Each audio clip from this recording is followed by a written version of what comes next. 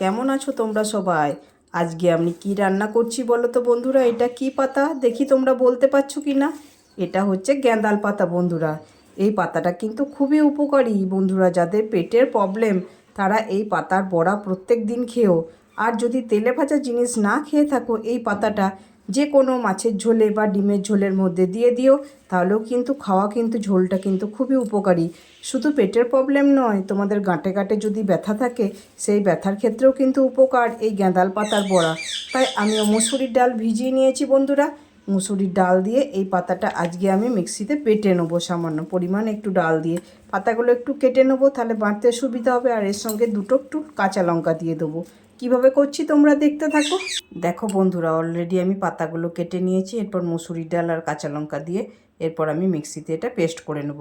Paste করার সময় এতই দুর্গন্ধ বেরোয় যে চারিদিকটা আশেপাশের লোকরা বুঝতে পেরে যায় তুমি গ্যাঁদাল পাতার বড়া করছো বন্ধুরা। একবার করে দেখবে, তখন বুঝতে পারবে। কিন্তু এর গুণটা কেউ জানে না, যারা খেয়েছে তারাই একমাত্র কিন্তু জানে বন্ধুরা।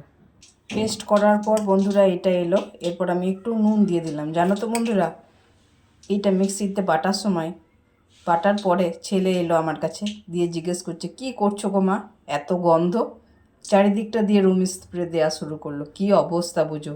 এখনকার ছেলেদের শুধু বার্গার, পিৎজা, এগরোল, চাউমিন, শুধু স্ট্রিট ফুড খাওয়া, এইসব খাওয়া শিখলো না বন্ধুরা। তোমাদের ছেলেরাও কি এরকম জানিও তো।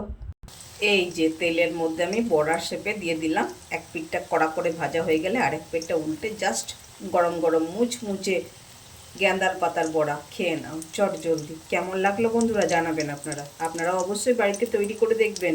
খুবই ভালো, শরীরের পক্ষেও খুবই উপকারী। আমার গ্যাঁদাল পাতার বড়া বন্ধুরা রেডি। খেতে যা হয়েছে না, জাস্ট অসাধারণ।